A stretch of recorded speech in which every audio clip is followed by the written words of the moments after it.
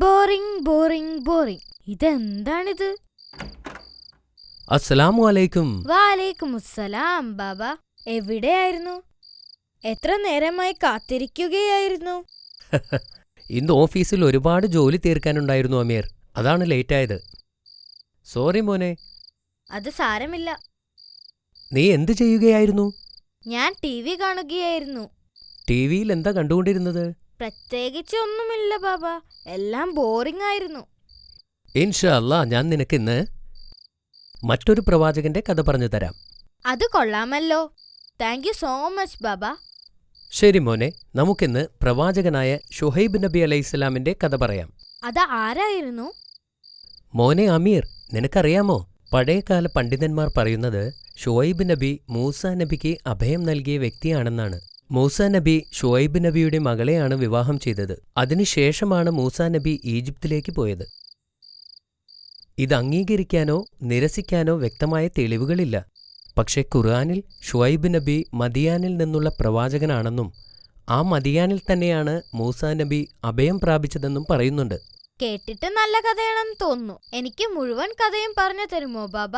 All right, നീ ശ്രദ്ധിച്ചു കേൾക്കണം. ബിസ്മില്ലാ.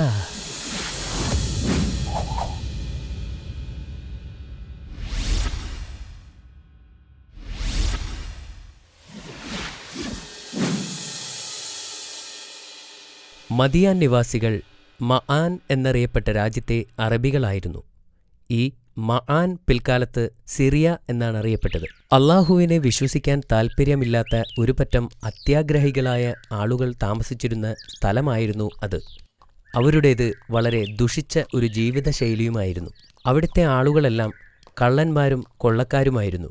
അവരുടെ നാടുകളിലൂടെ കടന്നു പോകുന്ന ഏതൊരാളെയും അവർ കൊള്ളയടിക്കുമായിരുന്നു. അവിടെയുള്ളവർ മിക്കവരും കച്ചവടക്കാരായിരുന്നു. അവർ അളവുകളിൽ കൃത്രിമം വരുത്തി സാധനങ്ങൾ വിൽക്കുമായിരുന്നു. മറ്റുള്ളവരെ പറ്റിച്ചും വഞ്ചിച്ചും അവർ ജീവിച്ചു പോന്നു. അള്ളാഹുവിനെ ആരാധിക്കാതെ അവർ ഒരു മരത്തെ ആരാധിച്ചിരുന്നു. അർഹതയില്ലാത്ത ദൈവങ്ങളെ അവർ വിളിച്ചു പ്രാർത്ഥിച്ചു. അപ്പോഴാണ് അള്ളാഹു ഷുഹൈബ് നബിയെ ഇസ്ലാം പ്രചരണത്തിനായി അവരിലേക്ക് അയച്ചത്. ഹസ്രത്ത് ഷുഹൈബ് നബി അലൈഹിസ്സലാം അവരോട് അള്ളാഹുവിലേക്ക് മടങ്ങാൻ ആവശ്യപ്പെട്ടു. അള്ളാഹുവിൻ്റെ വരദാനങ്ങൾ ഓർക്കാനും അള്ളാഹുവിൻ്റെ ശിക്ഷയെ ഭയപ്പെടാനും അപേക്ഷിച്ചു. എന്നാൽ അവർ അദ്ദേഹത്തെ കളിയാക്കി. അവർ പറഞ്ഞു, നിനക്ക് ഞങ്ങൾ നിന്റെ ദൈവത്തെ ആരാധിക്കണമെന്നാണോ? ഞങ്ങളുടെ പൂർവികർ ആരാധിച്ചിരുന്ന ദൈവങ്ങളെ വിട്ടുകളയണമെന്നാണോ നീ പറയുന്നത്? ഞങ്ങൾ നല്ലതുപോലെ കച്ചവടം നടത്തണം എന്നാണോ? അതെ, ഷുഹൈബ് നബി അവരോട് പറഞ്ഞു. അത് നടക്കില്ല എന്ന് അവരും തറപ്പിച്ചു പറഞ്ഞു. നിങ്ങൾക്ക് ഇത്രയും പ്രായമായതുകൊണ്ടും നിങ്ങൾക്ക് മക്കളുള്ളതുകൊണ്ടും മാത്രമാണ് നിങ്ങളെ ഞങ്ങൾ കല്ലെറിഞ്ഞ് കൊല്ലാതെ വിടുന്നത് എന്നവർ നബിയെ ഭീഷണിപ്പെടുത്തി. ഷുഹൈബ് നബി ഈ ഭീഷണികളൊന്നും വകവച്ചില്ല.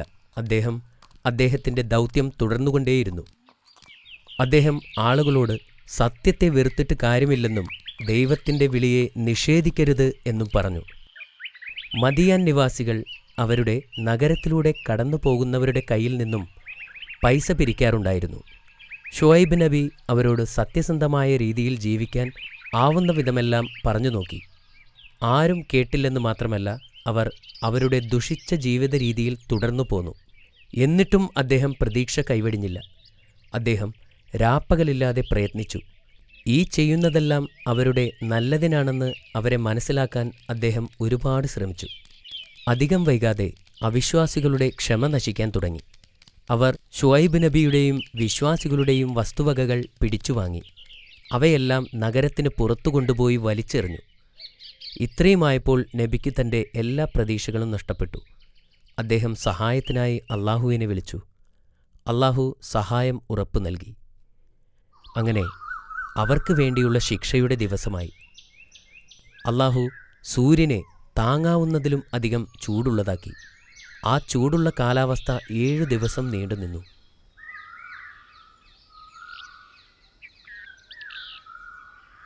അവർ വെള്ളം കൊണ്ട് കഴുകി തങ്ങളെ തണുപ്പിക്കാൻ ശ്രമിച്ചെങ്കിലും അത് പരാജയപ്പെട്ടു. 7 ദിവസം അവർ വല്ലാതെ കഷ്ടപ്പെട്ടു. കിണറെല്ലാം വറ്റിവരണ്ടു. ചെടികളെല്ലാം ഉണങ്ങിക്കരിഞ്ഞു. പിന്നീട് അള്ളാഹു കറുത്തിരുണ്ട മേഘങ്ങൾ അവിടേക്ക് അയച്ചു.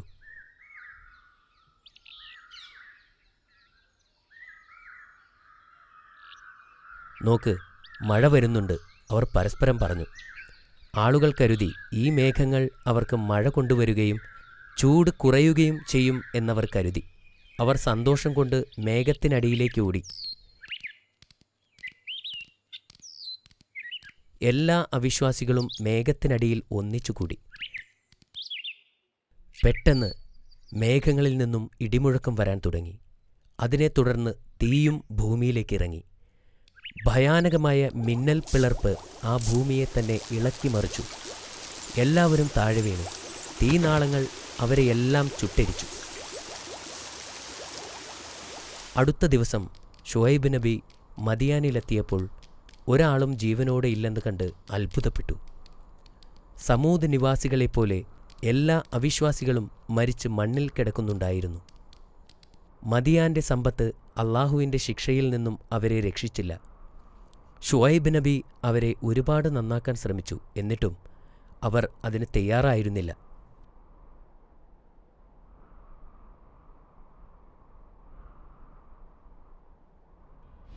മാഷാ അല്ലാ, ഇന്നത്തെ കഥ വളരെ നല്ലതാണ്. ഷുഹൈബ് നബി അലൈഹിസ്സലാം കുറച്ചു കാലം കൂടി ജീവിച്ചിരുന്നു. നിനക്കറിയില്ലേ ആരാണ് മൂസാ നബിക്ക് ഈജിപ്തിൽ നിന്നും രക്ഷപ്പെട്ടു വരുമ്പോൾ അഭയം നൽകി സഹായിച്ചതെന്ന്? എനിക്കറിയില്ല, അതും കൂടെ പറഞ്ഞു തരുമോ? All right.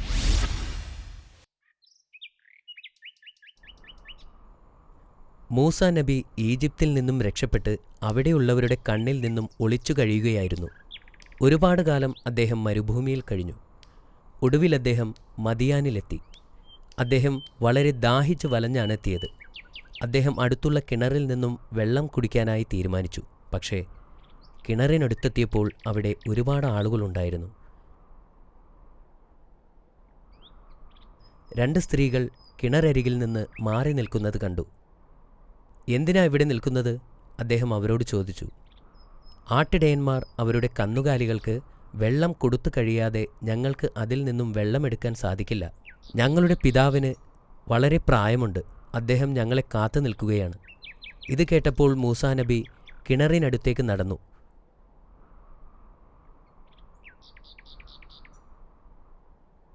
അദ്ദേഹം നടന്നു ചെന്നപ്പോൾ ആളുകളെല്ലാം മൂസാ നബിക്ക് വഴിയൊരുക്കി.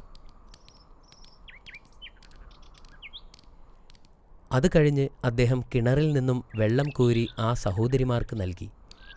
ശേഷം മൂസാ നബി ഒരു മരത്തിൻ്റെ താഴെ പോയിരുന്നു.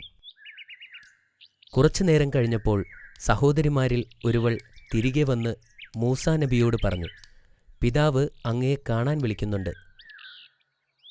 നബി അത് സമ്മതിച്ച് അവളുടെ കൂടെ പോയി.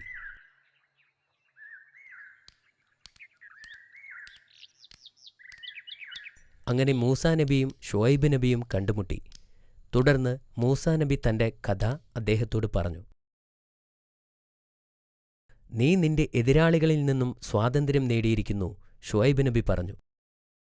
ശക്തിമാനും വിശ്വാസയോഗ്യനുമായ മൂസാ നബിയെ അവരുടെ കൂടെ നിർത്തുന്നതിനെപ്പറ്റി ഒരു പെൺകുട്ടി പിതാവിനോട് നിർദ്ദേശിച്ചു. നിങ്ങൾ അദ്ദേഹത്തിൻ്റെ ശക്തി മനസ്സിലാക്കി. അദ്ദേഹം വിശ്വസ്തനാണെന്ന് എങ്ങനെ അറിയാൻ സാധിക്കും? അവൾ മറുപടി പറഞ്ഞു, ഇങ്ങോട്ട് വരുമ്പോൾ അദ്ദേഹം ഞങ്ങളോട് പിന്നിൽ നടക്കാൻ ആവശ്യപ്പെട്ടു.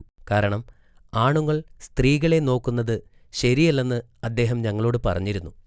ഇത് കേട്ട് ഷുഐബ് നബിക്ക് വളരെയധികം സന്തോഷമായി. അദ്ദേഹം പറഞ്ഞു, നിന്നെ എൻ്റെ ഒരു മകളുമായി വിവാഹം കഴിപ്പിക്കാൻ ഞാൻ ആഗ്രഹിക്കുന്നു. പക്ഷേ നീ 8 വർഷം എൻ്റെ ആടുമാടുകളെ നോക്കിക്കൊള്ളാം എന്ന നിബന്ധനയിൽ മാത്രം. മൂസാ നബി അത് സമ്മതിക്കുകയും സാറയെ വിവാഹം കഴിക്കുകയും ചെയ്തു.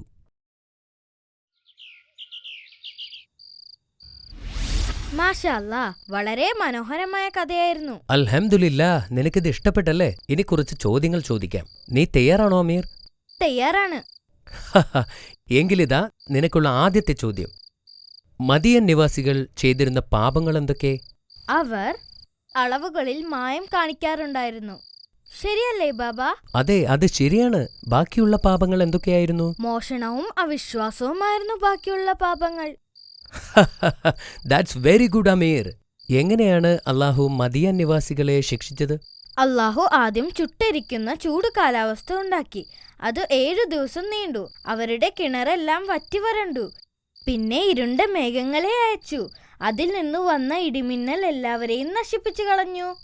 ഇങ്ങനെയാണ് അള്ളാഹു അവരെ ശിക്ഷിച്ചത്. മാഷാ അല്ലാഹ്, ആ ഉത്തരവും ശരിയാണ്. മറ്റൊരു പ്രവാചകന്റെ കഥ ഞാൻ നിനക്ക് അടുത്ത ദിവസം പറഞ്ഞുതരാം. ഗുഡ് നൈറ്റ് അമീർ. ഗുഡ് നൈറ്റ് ബാബ.